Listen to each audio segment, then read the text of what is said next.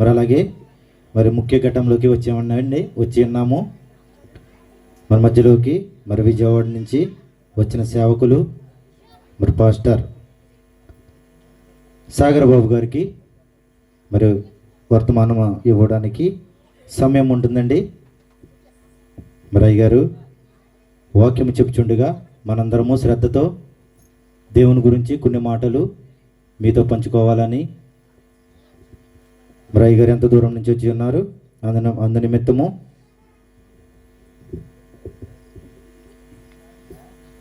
వందనాలండి.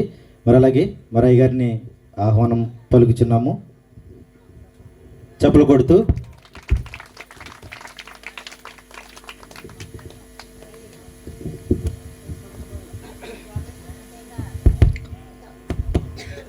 స్నేహితులరా, తలలోంచినట్లయితే మనం ప్రార్థన చేసుకుని వాక్యం చూసుకుందాం.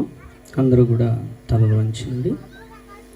మీరున్న స్థలాల్లో తలలోంచి ప్రార్థన చేసుకుందాం. మీ హృదయాలలో ప్రభువా ఈరోజు నాతో మీరు మాట్లాడండి అయ్యా, నా స్థితి ఏంటి, నా పరిస్థితి ఏంటి, నన్ను మీరు ఎందుకు ఇంకనూ నాకు ఇంకా జీవాన్ని ఇస్తూ ఉన్నారు, నన్ను మీరు ఎంతగా ప్రేమిస్తున్నారో నాకు అర్థం కావట్లేదయ్యా అని ఒక్క నిమిషం మనం అందరం ప్రార్థన చేద్దాం.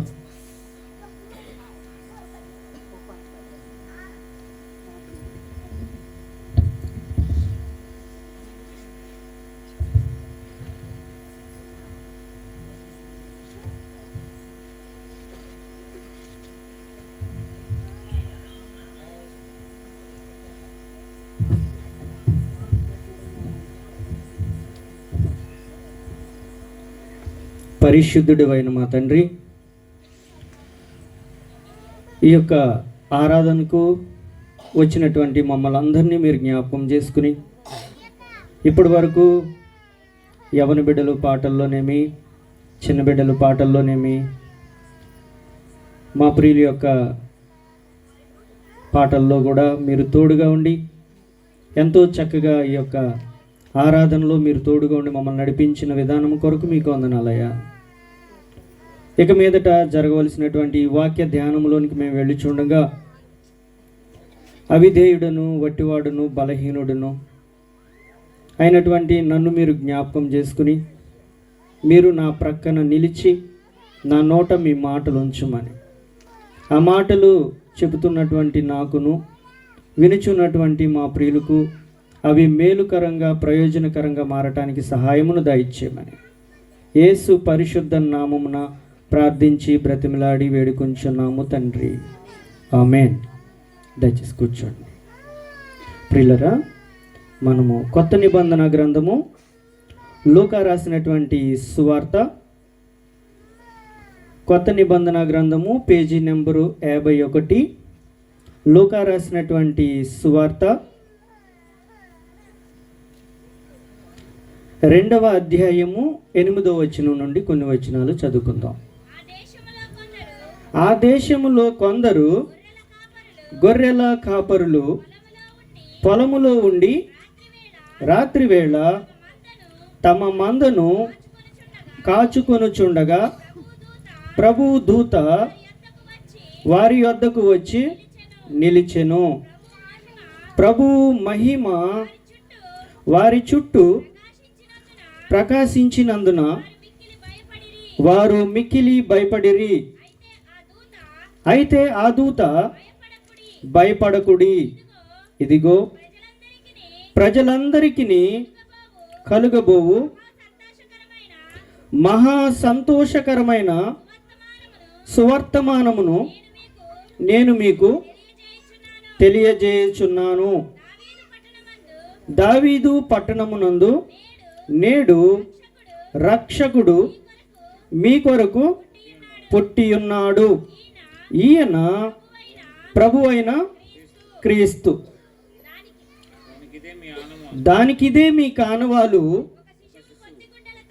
ఒక శిశువు పొత్తిగుడ్డలతో చుట్టబడి ఒక తొట్టిలో పండుకుని ఉండుట మీరు చూచెదరని వారితో చెప్పెను. వెంటనే వెంటనే పరలోక సైన్య సమూహము ఆ దూతతో కూడా నుండి సర్వోన్నతమైన స్థలములలో దేవునికి మహిమయు ఆయనకు ఇష్టులైనటువంటి మనుషులకు భూమి మీద సమాధానమును కలుగునుగాక అని దేవుని స్తోత్రము చేయుచుండెను. చాలు. సర్వోన్నతమైన స్థలములలో దేవునికి మహిమ, ఆయనకి ఇష్టులైనటువంటి మనుషులకు సమాధానము కలుగునుగాక అని ఆ దూతలు స్తోత్రగానాలు చేస్తూ ఉన్నాయి. ఆ దేశంలో ఉన్నటువంటి గొర్రెల కాపరులు రాత్రి వేళ తమ మందను కాచుకుంటా ఉన్నారు. ప్రభు యొక్క దూత వారి యొద్దకు వచ్చి నిలిచెను.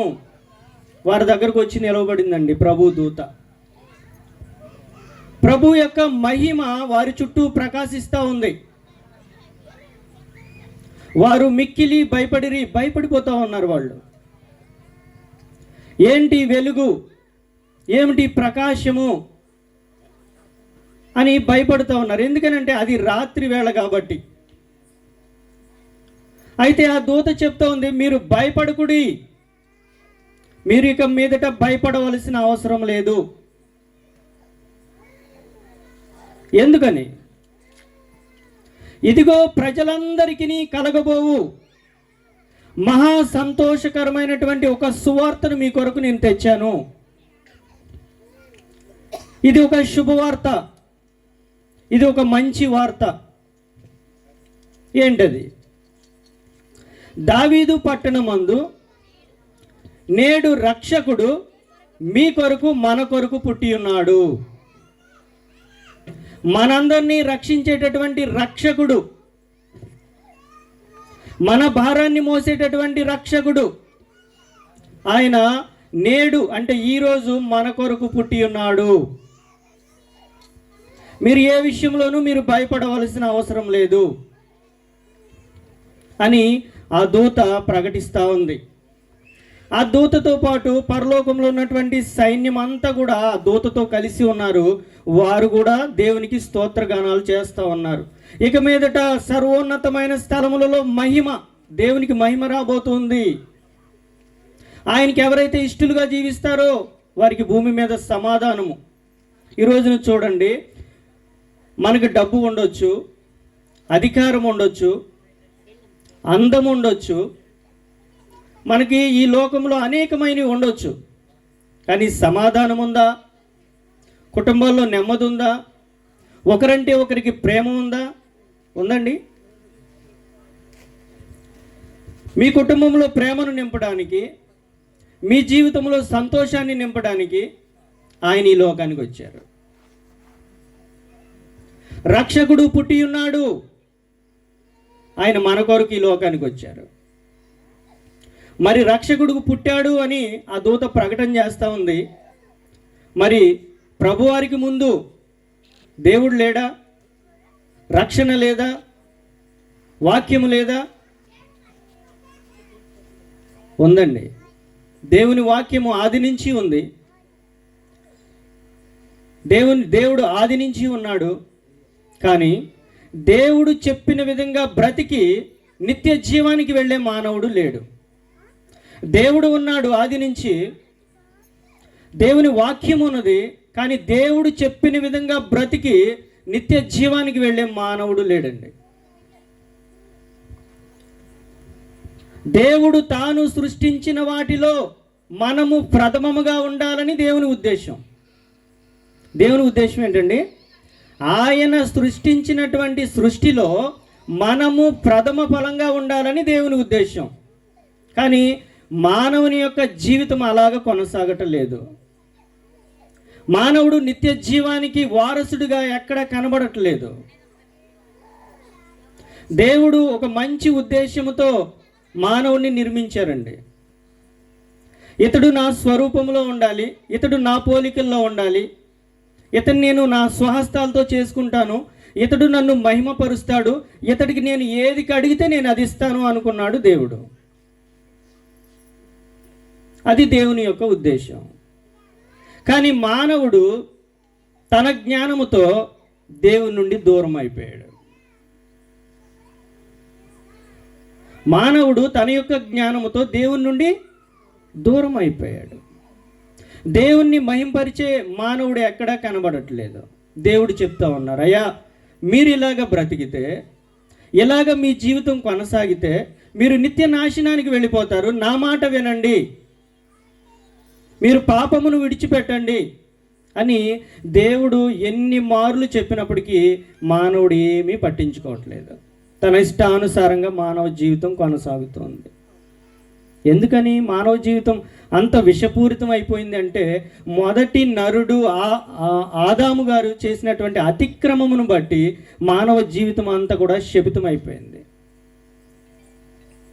మొదటి నరుడు మానవుడు మనకి వారసత్వంగా ఏమిచ్చాడండి? ఏమిచ్చాడు? మరణాన్ని ఇచ్చాడు. ఎందుకు? ఆజ్ఞ అతిక్రమమే పాపము. దేవుడు ఒక మాట చెప్పారు, ఈ తోటలో ఉన్నటువంటి వృక్ష ఫలాలన్నీ మీరు నిరభ్యంతరంగా తినండి, కానీ ఒక్క చెట్టు ఫలాలు మాత్రం మీరు తినకూడదు అని చెప్పారు. మరి దాన్ని తినకుండా ఉండగలిగాడా? ఉండలేకపోయాడు. అపవాది వచ్చింది. నిజమా? ఈ చెట్టు యొక్క ఫలాలు తింటే మీరు చనిపోతారా? లేదు లేదు, మీరు దూతల వలె అయిపోతారు, దేవదూతలు అయిపోతారు అని అపవాది వచ్చి ఉపదేశిస్తే, ఆ ఉపదేశాన్ని నమ్మి వీళ్ళిద్దరూ తిని ఏమైపోయారు? చివరికి భూలోకానికి శపించబడి నెట్టబడ్డారు. మొదటి నరుడు మానవుడు మన అందరికీ వారసత్వంగా ఇచ్చింది ఏంటంటే మరణాన్ని ఇచ్చాడండి. ఏ మనుషుడు, దేవుని యొక్క ఉద్దేశమేమో ఈ మనుషుడు నిత్య జీవంలో ఉండాలి, ఇతడు నాతో మాట్లాడాలి, నేను అతనితో మాట్లాడతాను, ఇతడు ఏదడిగితే నేను అది ఇస్తాను అనుకున్నాడు దేవుడు. కానీ మానవుడు పాపము చేసి అపరాధంలో పడి భూమి మీదకి నెట్టబడ్డాడు. దేవునికి మానవునికి ఉన్నటువంటి సంబంధం తెంచివేయబడింది. దేవుని యొక్క ఉద్దేశం వేరు, జరుగుతున్న పరిస్థితి వేరు. అపవాది మీరు దేన్నైతే చేద్దాం అనుకున్నారో దాన్ని నేను పడగొట్టానని దేవునితో సవాల్ విసురుతా ఉన్నాడు అపవాది. అపవాది దేవునితో సవాల్ విసురుతా ఉన్నాడు, నువ్వు నీ బిడ్డలను విలువగా ఎంచాలనుకున్నావు కదా, వారిని నిత్య జీవానికి వారసులుగా చేయాలనుకున్నావు కదా, చూడు ఏం చేస్తున్నారో, వారంతా నా పనిలో ఉన్నారు, టీవీలు చూస్తున్నారు, సెల్ ఫోన్లు చూస్తున్నారు, పాపములో పడి ఉన్నారు, చూడు ఎక్కడున్నారో అని సవాలు విసురుతున్నాడు అపవాది. దేవుని యొక్క ఉద్దేశం వేరు, జరుగుతున్న పరిస్థితులు వేరు. దేవుడు ధర్మశాస్త్రాన్ని ఇచ్చారండి. ధర్మశాస్త్రాన్ని ఇచ్చి, ఈ ధర్మశాస్త్ర గ్రంథంలో రాయబడి ఉన్న విధులన్నీ ఎవరైతే చేటి యందు నిలకడగా ఉంటారో వారు నా రాజ్యానికి వస్తారు అని చెప్పారు. కానీ మానవుడు ధర్మశాస్త్రాన్ని పాటిస్తున్నాడా? ఆచరించగలుగుతున్నామా? దేవుడు చెప్పిన విధంగా మనం బ్రతకగలుగుతున్నామా? లేదు. ధర్మశాస్త్రము కూడా మనకి మేలుకరంగా మారలేదు. అది మనకి నిత్య జీవానికి మనకి దారి చూపలేకపోయింది. ఎందుకనంటే ధర్మశాస్త్రము మంచిదే, ధర్మశాస్త్రము మేలైనదే, కానీ ధర్మశాస్త్రాన్ని ఆచరించే మానవుడు లేడు. మానవ హృదయము అంతగా పాడైపోయింది. అప్పుడు దేవుడు తన కుమారుని లోకానికి పంపారు. ఈ ప్రజలకు ఏమి చెప్పినా చేయలేరు, నా ఆజ్ఞను పాటించలేరు, అయినప్పటికీ వీరిని నేను రక్షించాలి, వీరిని నిత్య నాశనానికి వెళ్లకుండా కాపాడాలి, వీరిని నిత్య రాజ్యానికి వారసులుగా చేయాలి అని దేవుడు తన కుమారుని లోకానికి పంపించాడు. యేసుక్రీస్తు ఈ లోకానికి రావటానికి గల కారణం ఏంటంటే, నశించిపోతున్నటువంటి మానవుణ్ణి వెదకి రక్షించుట కొరకు ఆయన ఈ లోకానికి వచ్చారు. నువ్వు ఏ స్థితిలో ఉన్నా, ఏ పరిస్థితుల్లో ఉన్నా, ఎలాంటి అవిధేయతలో ఉన్నా, ఎలాంటి పాపములో ఉన్నా ఆయన నిన్ను ప్రేమించగలడు, ఆయన నిన్ను హత్తుకోగలడు. నా దగ్గర డబ్బు ఉంటే అనేకులు నన్ను ప్రేమిస్తారు, లేదంటే నాకేదైనా మంచి ఉద్యోగం ఉంటే అనేకులు నా దగ్గరికి వస్తారు. కానీ నీకు ఏమీ లేకపోయినప్పటికీ, నిన్నెవరూ పట్టించుకోకపోయినప్పటికీ, నీ స్థితి ఎంత దయనీయంగా ఉన్నప్పటికీ నిన్నుగా ప్రేమించేది క్రీస్తు మాత్రమే. ఆయన నిన్ను ఏ స్థితిలో ఉన్నా నిన్ను ప్రేమించగలడు. ప్రభు చెప్పారు, నేను వేశ్యనైనా ప్రేమించగలను, ఆమెనైనా నేను క్షమించగలను అని చెప్పారు. నువ్వు ఏ స్థితిలో ఉన్నా నిన్ను ప్రేమించుట కొరకు ఆ దేవాతి దేవుడు ఈ లోకానికి వచ్చారు. మనము దరిద్రులమని ఆయనకి తెలుసు, మనం దొంగలమని ఆయనకి తెలుసు, మనము వ్యభిచారులమని తెలుసు. అయినప్పటికీ కూడా మన కొరకు, మనలను రక్షించుట కొరకు ఆ దేవాతి దేవుడు ఈ లోకానికి వచ్చారండి. చూడండి, హెబ్రీలకు రాసినటువంటి పత్రిక ఒకసారి, హెబ్రీ పత్రిక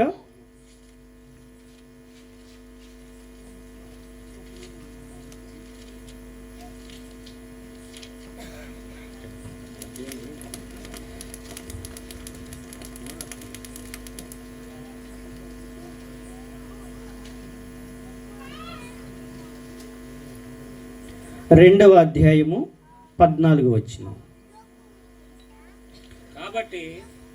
కాబట్టి ఆ పిల్లలు రక్త మాంసములు గలవారైనందున ఆ ప్రకారమే మరణము యొక్క బలము గలవానిని, అనగా అపవాదిని మరణము ద్వారా నశింపజేయుటకును జీవితకాలమంతయు మరణ భయము చేత దాస్యమునకు లోబడిన వారిని విడిపించుటకును ఆయన కూడా రక్త మాంసములలో పాలినవాడాయను. చూడండి, ఆయన నరావతారుడిగా కన్యక గర్భాన ఈ లోకానికి రావాల్సినటువంటి ప్రధానమైనటువంటి అతి ముఖ్యమైన కారణం ఏంటంటే, ఆ పిల్లలు రక్త మాంసములు గలవారైనందున. ఆ పిల్లలు అంటే ఎవరండి? మనమే. ఆ పిల్లలు అంటే మనమే. మనము రక్తము మాంసయుక్తమైన దేహంతో నింపబడి ఉంటాం. కాబట్టి ఈ దేహంతో మనం జీవించుచున్నాం కాబట్టి మనలను మరణము బంధించింది. మరణ భయము చేత దాస్యమునకు లోబడిన వారిని విడిపించుటకు ఆయన కూడా రక్త మాంసములలో పాలివాడిగా ఈ లోకానికి వచ్చారండి. అపవాదిని మరణము ద్వారా నశింపచేయుటకు. అపవాది మానవుణ్ణి పట్టి పీడిస్తూ ఉందండి. మానవుణ్ణి మరణానికి అప్పగించి మరణంలో అతన్ని నిత్య నాశనానికి నడిపిస్తూ ఉంది అపవాది. అపవాదిని ఓడించాలంటే, అపవాదిని ప్రభు ఈజీగా ఓడించగలరు, కానీ అపవాదిని మనము ఓడించాలని దేవుని ఉద్దేశం. అపవాదిని మనము ఓడించాలని ఆయన ఉద్దేశం. కాబట్టి ఆయన ఈ లోకానికి నరావతారుడిగా ఈ లోకానికి వచ్చారు. ఆయన రక్తాన్ని శరీరాన్ని ధరించుకొని మన మధ్యకు, ఆ వాక్యమే యోహాను సువార్తలో ఉంటుంది, ఆ వాక్యమే శరీరధారి అయి కృపా సత్య సంపూర్ణుడిగా ఆయన మన మధ్యకు వచ్చెను. చూడండి, ఆ వాక్యము అంటే ఆది యందు వాక్యము ఉండెను, వాక్యము దేవుని యొద్ద ఉండెను, వాక్యము దేవుడై ఉండెను. ఆ దేవుడే ఈ లోకానికి దిగి వచ్చారు. నిన్ను ప్రేమించడానికి, నిన్ను నిత్య జీవనంలో కూర్చోబెట్టడానికి, నీ పాపము నుండి నిన్ను విడిపించడానికి ఆ దేవాతి దేవుడు ఈ లోకానికి వచ్చేసారు. దీనికి మించినటువంటి అద్భుతం ఎక్కడ ఉండదు. అవిధేయులమైన మన కొరకు ఆ దేవాతి దేవుడు ఈ లోకానికి నీ కొరకు రావటం ఎంత అద్భుతం, ఎంత ఆశ్చర్యం. దీనికి మించినటువంటి అద్భుతము, ఆశ్చర్యం ఎక్కడ ఉండదు.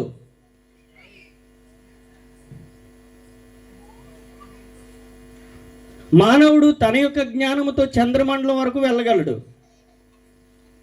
దేవుని దగ్గరికి వెళ్ళగలడా? ఈ అనంతమైనటువంటి విశ్వంలో గ్రహాలు, ఉపగ్రహాలు, నక్షత్రాలు, నక్షత్ర కూటములు కోటాను కోట్లు ఉన్నాయి. ఆ కోటాను కోట్ల ఉన్నటువంటి ఈ యొక్క గ్రహాలలో, ఉపగ్రహాలలో భూమి అనేది ఒక చిన్నది. ఈ అనంత విశ్వంలో పోల్చుకుంటే ఈ భూమి ఎంత ఉంటుందండి? చాలా చిన్నది, అసలు కంటికే కనబడదు. ఆ కంటికి కనబడినటువంటి ఆ భూమి మీద ఉన్నటువంటి నీవు నేను ఇంకెంత ఉన్నాం? అంత చిన్నగా ఉన్నటువంటి నిన్ను నన్ను ప్రేమించి ఆ దేవాతి దేవుడు ఈ లోకానికి వచ్చారండి. దీనికి మించినటువంటి అద్భుతం నాకు ఇంకెక్కడ కనబడలేదు. ఇది నా జీవితంలో చాలా ఆశ్చర్యాన్ని కలిగించింది. ఒకప్పుడు నేను మీ మధ్యలో ఉన్నవాడినే. నా జీవితం మీ అందరికీ తెలుసు. నేను ఎలా తిరిగేవాడినో మీ అందరికీ తెలుసు. నాకు మేనమామలైన వాళ్ళు, ఎరా ఎందుకురా ఊరంటా తిరుగుతావు అనేవాళ్ళు. ఎందుకనంటే నేను బాగుపడతానని, ఏదో పని చేసుకోవచ్చు కదా అనేవాళ్ళు. కానీ అలాంటి అవిధేయుడినైన నన్ను దేవుడు ప్రేమించి ఆయన పని నాకు అప్పగించారు. ఈరోజు ఒక వ్యక్తి మరొక వ్యక్తితో మాట్లాడాలంటే నీకు హోదా ఉంటేనే మాట్లాడతారు. నువ్వేదన్నా వారికి సహాయం చేయాలంటే నిన్ను పలకరించరు. ఎందుకనంటే ఏదన్నా అడుగుతాడేమో అని. కానీ పనికిరాని నన్ను ప్రేమించి దేవుడు ఆయన పని అప్పగించారు. నాకు చాలా ఆశ్చర్యం అయిపోయింది. ఆ దేవాతి దేవుడు మన కొరకు ఈ లోకానికి వచ్చేసారని, అపవాదిని మరణము ద్వారా నశింపజేయడానికి ఆయన ఈ లోకానికి వచ్చారు. చూడండి, దేవునికి ఎవరైనా శిక్ష వేయగలరా చెప్పండి? ఆయన దేవాతి దేవుడు, ఆయన పరలోకంలో ఉంటారు. ఆయన ఈ భూలోకానికి వస్తే అసలు భూమే ఉండదు. ఆయన తన యొక్క మహిమతో, ప్రభావముతో, శక్తితో ఆయన ఈ భూమి మీద అడుగు పెట్టడానికి అసలు భూమే కనబడదు. అలాంటి శక్తిమంతుడు ఆయన ప్రభావంతో ఈ లోకానికి వస్తే ఏమి ఉండదు. కాబట్టి ఆయన నరావతారుడికి ఈ లోకానికి వచ్చారు. ఈ అనంత విశ్వాన్ని సృష్టించినటువంటి ఆ దేవాతి దేవుడు ఈ భూమి మీద అడుగు పెడితే ఏమన్నా ఉందా? కాబట్టి ఆయన తన మహిమనంతా పక్కన పెట్టి, ప్రభావాన్నంతా పక్కన పెట్టి, తన శక్తినంతా పక్కన పెట్టి, రిక్తుడుగా, దీనుడుగా నీ కొరకు నా కొరకు ఈ లోకానికి వచ్చారు. ఆయన వచ్చి మనకేమి ఇస్తానన్నారు? ఆయన రావటం వలన మనకి ఇంకా ప్రయోజనాలు ఏంటి అనేది మనం చూద్దాం. ఒకసారి గలతీలకు రాసినటువంటి పత్రిక, గలతీ పత్రిక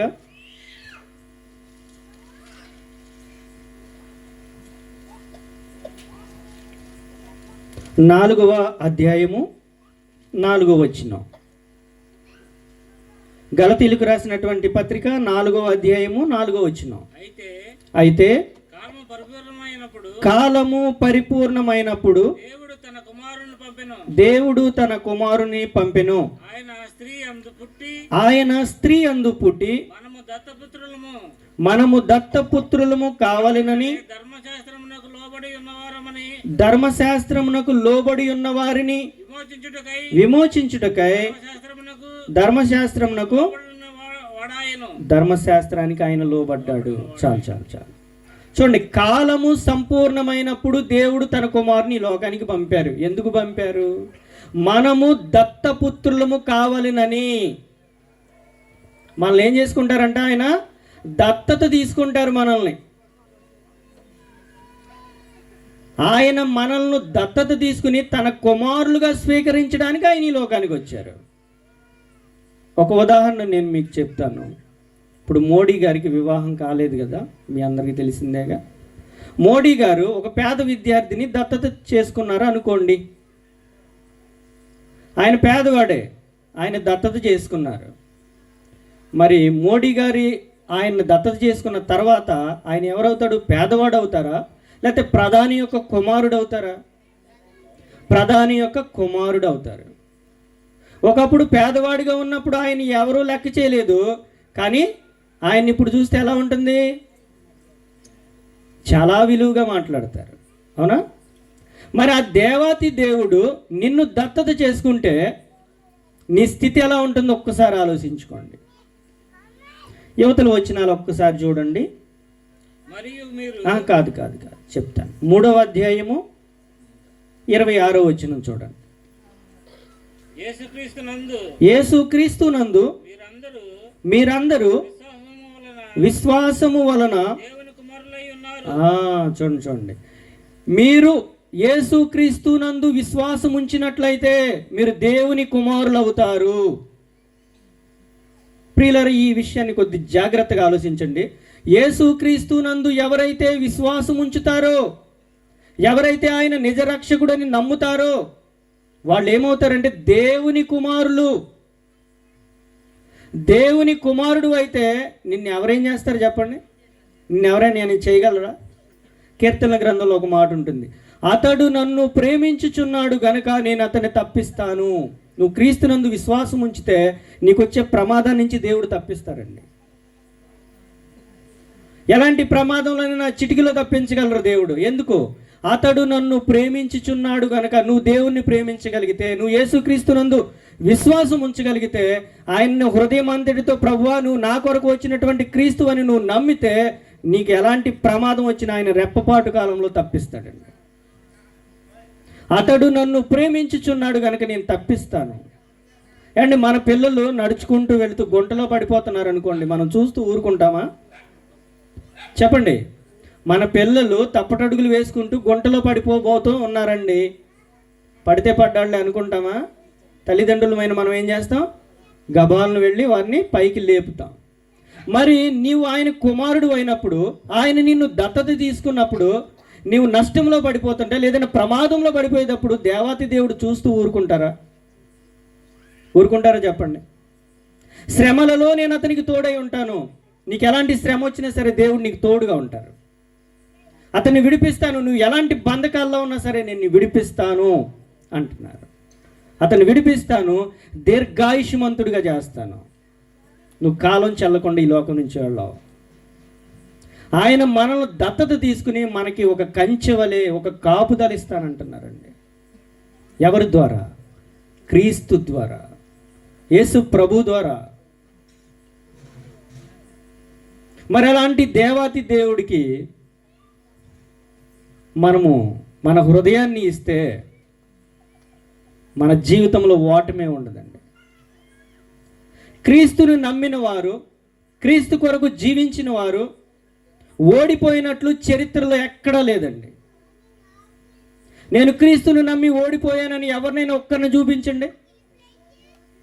ఎవరు మీకు చరిత్రలో కనబడరు. ప్రభు చెప్పారు, పునరుత్థానమును నేనే, జీవమును నేనే, నేనే మార్గము, నేనే సత్యము, నేనే జీవము. నీకు మార్గం కావాలా? పరలోకానికి దారి కావాలా? నేనే. నీకు జీవము కావాలా? నేనే. నువ్వు సత్యాన్ని వెతుకుతున్నావా? నన్ను వెతుకు అని సవాలుకరంగా మాట్లాడారండి ఆయన. నేను నిన్న నేడు ఏకరీతిగా ఉన్నాను. మీరు నా జీవితాన్ని ఇప్పుడు చూసినా, లేకపోతే ఇంతకు పూర్వము చూసినా, రాబో తరాలకు చూసినా నేను ఎప్పుడు దీవెనకరంగానే ఉంటాను. నా చరిత్ర ఎక్కడ కూడా మార్పు ఉండదు. ఆ చరిత్రను తీసి పక్కన పెట్టడానికి ఎవ్వరికీ సాధ్యము కాదు అని దేవుడు చెప్తా ఉన్నారండి. ఆయన మనలను దత్తపుత్రులను చేసుకోవాలని ఆయన ఈ లోకానికి వచ్చారండి. యేసుక్రీస్తునందు మీరు విశ్వాసం ఉంచితే దేవుని కుమారులు అవుతారండి. మరి ఒక ఉద్దేశం ఆయన చెప్తా ఉన్నారు. తిమోతికి రాసినటువంటి పత్రిక, మొదటి పత్రిక చూడండి. ఆయన మరొక మాట చెప్తా ఉన్నారు. ఈ లోకానికి ఆయన ఎందుకు వచ్చారనేది చెప్తా ఉన్నారు. 2వ అధ్యాయము 5వ వచనం. దేవుడు ఒక్కడే, దేవుడు ఒక్కడే, దేవునికి నరులకు మధ్య, దేవుడు ఒక్కడే, దేవునికి నరులకును మధ్యవర్తియు ఒక్కడే. ఆయన యేసుక్రీస్తునందు నరుడు. ఆయన క్రీస్తు యేసను నరుడు. చాలు చూడండి, దేవుడు ఒక్కడే, దేవునికి నరులకును మధ్యవర్తి కూడా ఒక్కడే. ఎవరండి ఆయన? క్రీస్తు యేసను నరుడు. చూడండి, ఆదాము చేసినటువంటి పాపమును బట్టి, పాపము చేసిన వారు చేయని వారు కూడా అందరూ కూడా మరణానికి వారసులు అయిపోయారండి. దేవుని నుండి విడిపోయారండి. దేవునికి మనకి మధ్య ఒక గోడ, పాపం అనే గోడ అడ్డుగా వచ్చిందండి. ఆ గోడను పడగొట్టి వీరిద్దరిని ఏకము చేయటానికి ఆ దేవతి దేవుడు మధ్యవర్తిగా వచ్చారండి. దేవునికి మానవునికి మధ్యవర్తిగా ఎవరు వచ్చారంటే యేసుక్రీస్తు వచ్చారండి. క్రీస్తు యేసని నరుడు. ఒక కుటుంబంలో గొడవ వచ్చింది అనుకోండి, భార్యాభర్తల మధ్య గొడవ వచ్చింది, ఆ గొడవ తగ్గట్లేదు, ఏమవుతుంది? వాళ్ళ తల్లిదండ్రులు వీళ్ళ తల్లిదండ్రులు వస్తారు, వచ్చి వారిద్దరిని సమాధానపరుస్తారు. అబ్బాయికి చెప్తారు, అయ్యా నా కుమార్తె ఏదైనా తప్పు చేస్తే అది నా తప్పు అనుకో, నా మొహం చూడు, అంటారు. ప్రభు కూడా అదే చేశారండి. మనందరి పాప భారాన్ని బట్టి మనకి ఎడబాటు వస్తే వీరందరి పాప భారం నా మీద వేసుకుని ఆయన సిలువలో యాగమైపోయి మన ఉభయులను ఇద్దరిని ఏకం చేశారండి. మానవుడు దేవునితో సమాధాన పడాలంటే నువ్వు క్రీస్తునందు విశ్వాసం ఉంచినప్పుడు మాత్రమే మన ఉభయులము ఏకమవుతాము అని దేవుని వాక్యం చెప్తా ఉంది. ఆయన మధ్యవర్తిగా వచ్చాడు, మన ఇద్దరిని కలపడానికి వచ్చాడు. ఎక్కడి నుండి మనం కింద పడిపోయామో మరలా అదే స్థితిలో కూర్చోబెట్టడానికి ఆ దేవాతి దేవుడి లోకానికి వచ్చారు, మధ్యవర్తిగా వచ్చారు. చూడండి, మరి ఒక కారణం ఏంటంటే యోహాన్ రాసినటువంటి మొదటి పత్రిక 4వ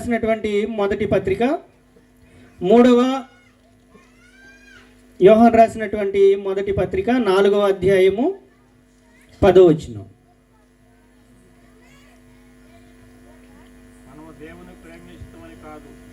యోహాన్ రాసినటువంటి మొదటి పత్రిక 4వ అధ్యాయము 10వ వచనం. మనము దేవుణ్ణి ప్రేమించామని కాదు, తానే మనలను ప్రేమించి మన పాపములకు ప్రాయశ్చిత్తమై ఉండుటకు తన కుమారుని పంపెను. దేవుడు తన కుమారుని లోకానికి పంపారంట. ఎందుకంటే మన పాపాలకు ప్రాయశ్చిత్తమై ఉండటానికి. మన పాప భారాన్ని మనం మోయలేం. ఏ మానవుడు తన పాపము నుండి తాను విడుదల పొందలేడు. తాను చేసినటువంటి కర్మ ఫలాన్ని ఏ మానవుడు ప్రాయశ్చిత్తం చేయలేడు. అందుకని మన పెద్దవారు ఒక శ్లోకం చెప్తారు, పాపోహం పాపకర్మ పాపాత్మ పాప సంభవ త్రాహిమాం కృపయా దేవ. ఏంటి దీని అర్థం? అయ్యా, నేను పాపములో పుట్టాను, పాపములోనే పెరిగాను, ఇంకను పాపంలోనే జీవిస్తూ ఉన్నాను, నా కొరకు దయచేసి దిగిరావయ్యా. త్రాహిమాం కృపయా దేవ, నన్ను కరుణించి దిగిరావయ్యా దాని అర్థం. మన పాపములకు ప్రాయశ్చిత్తమై ఉండటానికి ఆ దేవాతి దేవుడి లోకానికి వచ్చారండి. నీ పాపానికి నేను వెల చెల్లిస్తానంటున్నారు.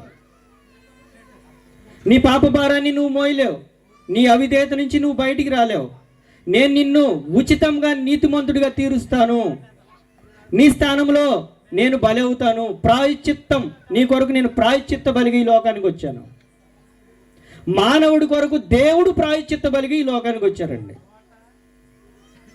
చూడండి, మనకు అందరికీ తెలిసిన విషయమే, మన ఇంటి ముందర కోళ్ళను కోసుకుంటా ఉంటాం, తెలుసుగా.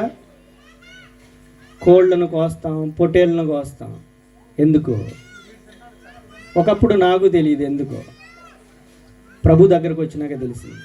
మన పాపాలకు ప్రాయశ్చిత్తంగా కోళ్ళను కోస్తాం. మనం పొట్టేళ్ళను ఎందుకు బలిస్తామంటే పాప పరిహారం కొరకు పొట్టేళ్ళను బలిస్తాం. అయితే దేవుని వాక్యము హెబ్రీ పత్రికలు ఏం చెప్తుందంటే, కోళ్ళ యొక్క రక్తము, మేకల యొక్క రక్తము, ఎడ్ల యొక్క రక్తము పాపము తీసివేయట అసాధ్యము. ఏం చెప్తుందండి? కోళ్ళ యొక్క రక్తము, మేకల యొక్క రక్తము, పొట్టేళ్ల యొక్క రక్తము పాపము తీసివేయట అసాధ్యము. మరి ఎలాంటి రక్తం కావాలి? పరిశుద్ధ రక్తం కావాలి, నిష్కలంకమైన రక్తం కావాలి. అది పరలోకము నుంచి దిగి రావాలి. అది దేవుని యొక్క రక్తమై ఉండాలి. మరొక మాట ఉంటుంది, మరణ శాసనము ఎక్కడ ఉండునో అక్కడ మరణ శాసనము రాసిన వాని మరణము అవశ్యము. ఆయనే ప్రాణం పెట్టాలి. మనల్ని ఎవరు రూపించారో, ఎవరు మనల్ని సృష్టించారో ఆయనే ప్రాణం పెట్టాలని దాని యొక్క అర్థం. కాబట్టి ఆ దేవాతి దేవుడు మన పాపములకు ప్రాయశ్చిత్తమై ఉండడానికి ఆయన ఈ లోకానికి పంపించారండి.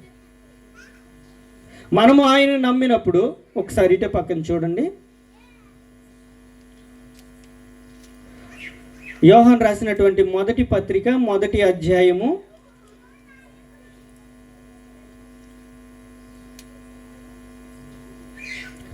7వ వచనం చూడండి.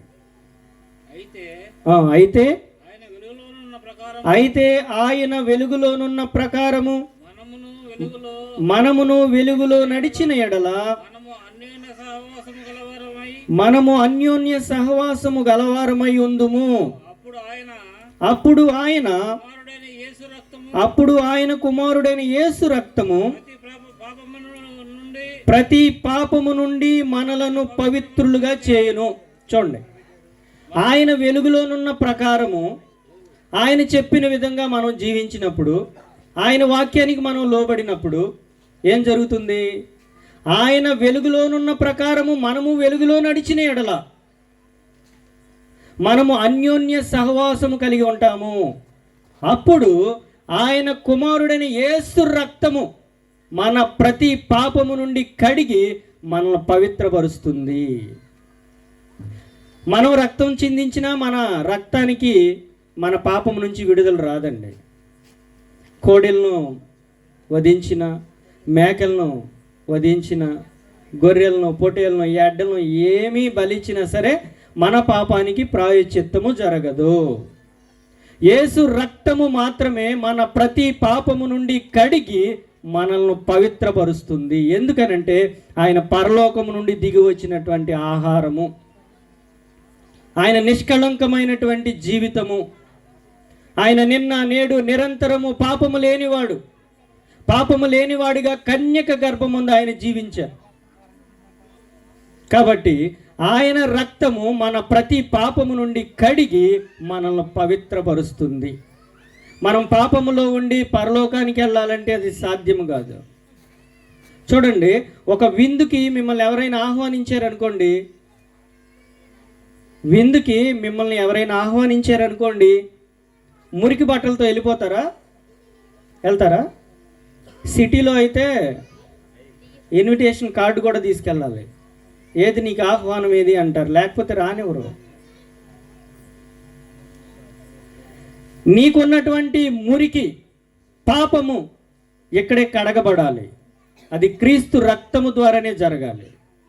కాబట్టి నువ్వు క్రీస్తు చెప్పిన విధంగా జీవించినట్లయితే, క్రీస్తును అంగీకరించినట్లయితే, ఆయన రక్తము నీ ప్రతి పాపము నుంచి కడిగి నిన్ను పవిత్రపరుస్తుంది, నిన్ను హిమము కంటే తెల్లగా మారుస్తుంది.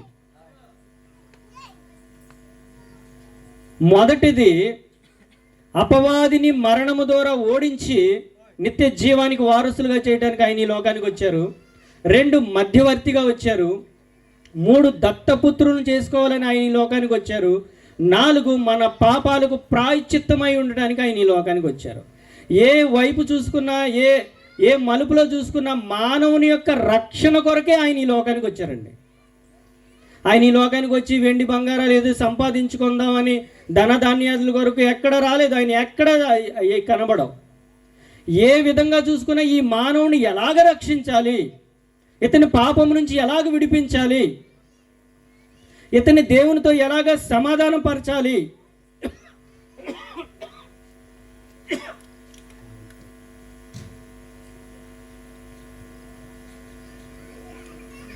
అది మాత్రమే దేవుని యొక్క ఉద్దేశం అండి. చివరిగా ప్రకటన గ్రంథము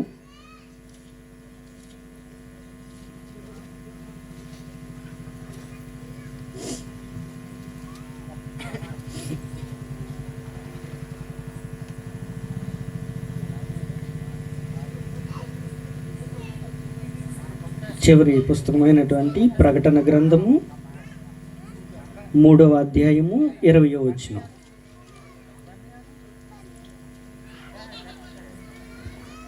పేజీ నెంబరు 230 అండి. ఇదిగో నేను తలుపు నొద్ద నిలుచుచుండి, ఇదిగో నేను తలుపు నొద్ద నిలుచుండి తట్టుచున్నాను. ఎవడైనను నా స్వరము విని తలుపు తీసిన ఎడల నేను అతని యొద్దకు వచ్చి అతనితో నేనును నాతో కూడా అతనును. చాలు చాలు. చూడండి, ప్రభువారు ఈరోజు నీతో నాతో మనందరితో ఒక విషయాన్ని స్పష్టంగా చెప్తా ఉన్నారు. ఎవడైనను నా స్వరము విని, దేవుని సువార్తను విని, వాక్యాన్ని విని తలుపు తీసిన ఎడల, తలుపు అంటే మన ఇంటి తలుపు కాదండి, హృదయం అనే తలుపు తీసి ప్రభువుని నీ హృదయంలోనికి నువ్వు ఆహ్వానించగలిగితే, ఆయనను నీ సొంత రక్షకునిగా నువ్వు అంగీకరించగలిగితే, నేను అతనితోనూ అతడు నాతోనూ మేమిద్దరము కలిసి ఏం చేస్తాం? భోజనం చేస్తామండి. దేవునితో కలిసి ఉండటం, దేవునితో కలిసి జీవించటం, ఆయనతో భోజనం చేయటం అది అందరికీ సాధ్యం కాదండి. మరి ఆ అవకాశాన్ని దేవుడు నీకు ఇవ్వబోతా ఉన్నారు. మరి ఈ రోజున ప్రభువా, నా హృదయాన్ని తెరిచి నా హృదయంలో నేను నీకు స్థానం ఇస్తానయ్యా, నీవు నన్ను కాపాడు కొరకు ఈ లోకానికి వచ్చారు కదా, నా కుటుంబాన్ని మీరు కాపాడుతారా, నా జీవితాన్ని మీరు కాపాడుతారా, నా ప్రతి అవసరాన్ని మీరు తీరుస్తారా, నా అక్కర్లో మీరు నాకు తోడుగా ఉంటారా, నా ప్రమాదం నుంచి ఏ ప్రమాదం వచ్చినా నన్ను తప్పిస్తారా అంటే దేవుడు ఖచ్చితంగా చెప్తున్నారు, నీకు ఒక రక్షణ కవచంగా ఆయన ఉంటారండి. ఎఫెసీ పత్రికలో ఉంటుంది, దేవుడిచ్చు సర్వాంగ కవచమును ధరించుకొనుడి. ఆయన నీకు ఒక సర్వాంగ కవచంగా ఉంటారు. ప్రధానమంత్రులు, ముఖ్యమంత్రులు బుల్లెట్ ప్రూఫ్ జాకెట్లు ధరిస్తారు. ఎందుకు? ఎవరైనా వాళ్ళని షూట్ చేసినప్పుడు ఆ జాకెట్లు రక్షణ కవచంగా ఉపయోగపడతాయి. అది మానవుడు తయారు చేసినటువంటి కవచం. కానీ దేవుడు అంటున్నాడు, నీకు ఒక రక్షణ కవచముగా నేనుంటాను. దేవుడే నీకు రక్షణగా ఉంటే నీకు ఎదురేముంది? ఎవరైనా నిన్నేమైనా చేయగలరా? నీ జీవితంలో అంతా జయమే, నీకు ఓటమే ఉండదు. ఈ కాపుదల గురించి నేను ఒక సన్నివేశాన్ని చెప్తాను. ఎలీషా గారు తన ఇంటిలో ఉన్నప్పుడు తన పనివాడు పెందలకాడ లేచి బయటకు వస్తాడు. ప్రియులారా జాగ్రత్తగానండి. ఎలీషా గారు తన గృహంలో ఉన్నప్పుడు తన పనివాడు పెందలకాడ లేచి బయటకు వస్తాడు. వచ్చినప్పుడు సిరియా యొక్క సైన్యము ఆ ఇంటి చుట్టూతా కాపలా కాస్తూ ఉంటారు. ఎందుకు? వీరు ఎప్పుడు తలుపు తీస్తే వారిని పట్టి బంధించి గొలుసులతో ఈడ్చికి వెళ్ళాలని వారి యొక్క ఉద్దేశం. ఆ సైన్యం కాపలా కాస్తూ ఉంది. వారు ఎప్పుడు తలుపు తీస్తే వారిని పట్టుకోవాలని వాళ్ళు చూస్తున్నారు, సిరియా సైన్యం. అయితే ఆ పనివాడు తలుపు తీశాడు. తీయంగానే సిరియా యొక్క సైన్యాన్ని చూశాడు. వెంటనే తలుపు వేసేసాడు. తన యజమానుడు లేదంటే తన గురువు గారి దగ్గరికి వెళ్ళి, అయ్యా, సిరియా సైన్యం అంతా మన ఇంటి చుట్టూతా చుట్టుముట్టేశారు, మనల్ని బంధించడానికి వచ్చారయ్యా, మనల్ని ఈడ్చుకు వెళ్ళిపోతారు, మనల్ని చంపుతారేమో అని ఓ గజగజ వణికిపోతా ఉంటాడు. ఎలీషా ప్రవక్త అతని భుజం మీద చేసి, భయపడొద్దు, మన పక్షమున ఉన్నవారు వారికంటే బలవంతులు. ఏం చెప్పాడండి? మన పక్షమున ఉన్నవారు వారికంటే బలవంతులు అని అతను భుజం మీద చేసి, ప్రభువా వీని కళ్ళు తెరవండి అని ప్రార్థన చేశాడండి. చేసి బయటకు వచ్చారు అంతే. సిరియా సైన్యం పైన దేవుని సైన్యం ఉందండి. అగ్ని గుర్రాలు, అగ్ని రథాలు అప్పుడు కనబడుతున్నాయి ఆ పనివాడికి. దేవుని యొక్క అదృశ్య హస్తము నిన్ను కాపాడుతూ ఉంటుందండి. నువ్వు క్రీస్తు సంబంధివైతే, క్రీస్తునందు విశ్వాసం ఉంచితే నువ్వు వాగ్దాన ప్రకారం వారసుడు అయిపోతావు, దేవుని కుమారుడు అవుతావు. కాబట్టి ఆయన తలుపు నద్ద నిలిచుండి తట్టుచూ ఉన్నారు. నువ్వు తలుపు తెరిస్తే నీ జీవితంలో అంతా జయమే. ఈరోజు ప్రభు నిన్ను అడుగుతున్నారు, నీ హృదయం అనే తలుపు దగ్గర నేను నిలబడి తట్టుచున్నాను, నువ్వు తలుపు తీస్తావా? నేను లేకపోతే నువ్వు జయించలేవు. నువ్వు జయించాలంటే, నువ్వు పాపాన్ని జయించాలంటే, నువ్వు మరణాన్ని ఓడించాలంటే, నువ్వు నిత్య జీవంలో ఉండాలంటే నీకు సాధ్యం కాదు. నేనుంటే తప్ప నువ్వు జయించలేవు. ఆయన ఈరోజు నిన్ను అడుగుతున్నారు, నీ హృదయం అనే తలుపునొద్ద నేను నిలుచున్నాను, నేను తడుతూ ఉన్నాను, నువ్వు తీస్తావా? తీస్తే నీ జీవితంలో జయమే. తలలోంచండి, ప్రార్థన చేసుకుందాం. పరిశుద్ధుడు అయిన మా తండ్రి, మీ సత్యాన్ని మీరు మాకు వినిపించినందుకే మీకు వందనాలు. మీ సత్యానికి మేమందరము లోబడేవారిగా మీరు మమ్మల్ని చేయమని, ఇంకనో జరగవలసిన ఆరాధన అంతటిపైన మీ అధికారాన్ని ఉంచమని యేసు నామమున అడుగుచున్నాను తండ్రి, ఆమేన్.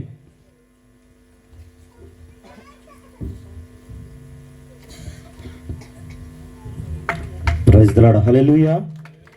మరి చక్కటి సందేశాన్ని ఇచ్చిన మరి సాగర్ బాబు గారికి హృదయపూర్వక వందనాలండి. మరి అలాగే మన మధ్యలో పోయిన సంవత్సరం మరి కేఎస్ రాజు గారు వర్తమానం మనం ఎవరము వినలేకపోయాం. ఆయన క్లుప్తంగా కొన్ని మాటలే చెప్తారండి. అంతకుముందు ఒక చిన్న పాట పాడుకుంటూ పల్లవి చరణం చిన్న పాట తీసుకోండి. మరి పాట పాడుచుండగా కానుకలు ఎత్తబడతాయండి. మరి కానుకల పాట పాడుచుండగా మీరందరూ చప్పలు కొడుతూ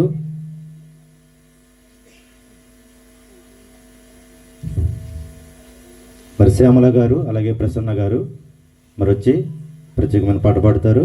ఈ పాట అనంతరము ఒక 10-15 మినిట్స్ ఒక చిన్న వర్తమానం ఉంటుందండి. వెంటనే మనము ప్రార్థన ముగించుకుందాం. రావాలి, తొందరగా రావాలి.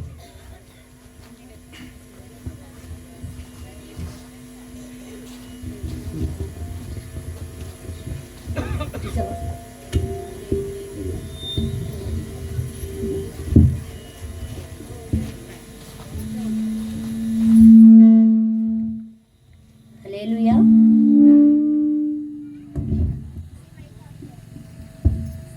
నా అర్పణలు నీవు పరిశుద్ధపరచుచున్నావని యేసయ్యా నీ పాదాల చెంత నా శిరము వంచెదా.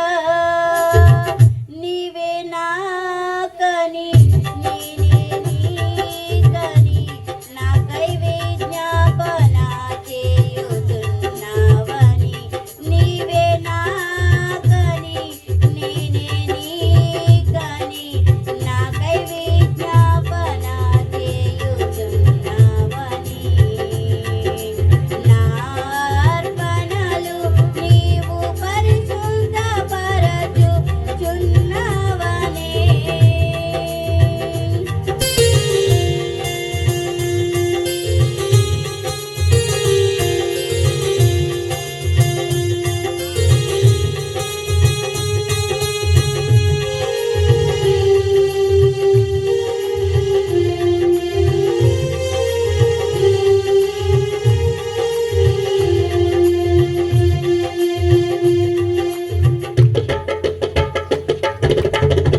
ఆదరణ లేని ఈ లోకములో ఆనుకొంటిని ఎదుటే నిలిచే నీపైనే.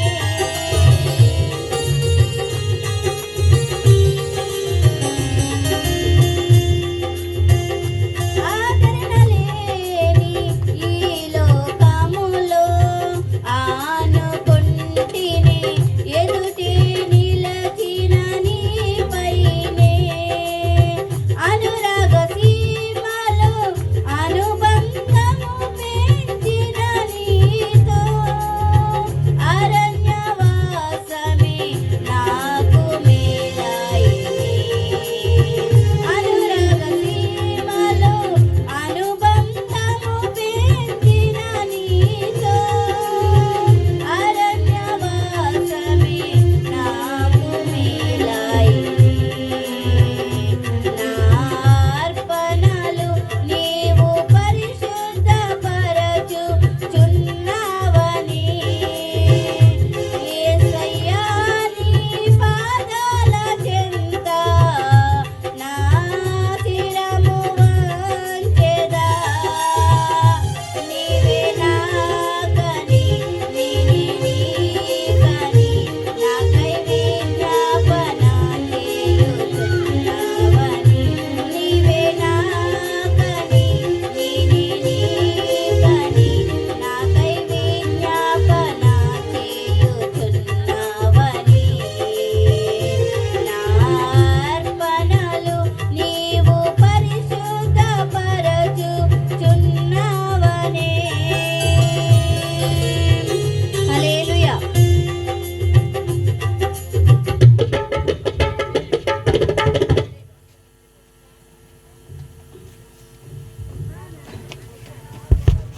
Praise the Lord. హల్లెలూయా. మన మధ్యలో మరి కానుకల నిమిత్తము పాస్టర్ జాషువా గారు వచ్చి చిన్న ప్రార్థన చేస్తారు. తలలు వంచడం అయితే చిన్న ప్రార్థన చేసుకుందాం. కృపా సత్య సంపూర్ణుడైన మా యేసయ్య, మీ పాదాలకు స్తోత్రాలు. ఈ సమయమందు ఎత్తబడిన కానుకలను జ్ఞాపకం చేసుకొనండి.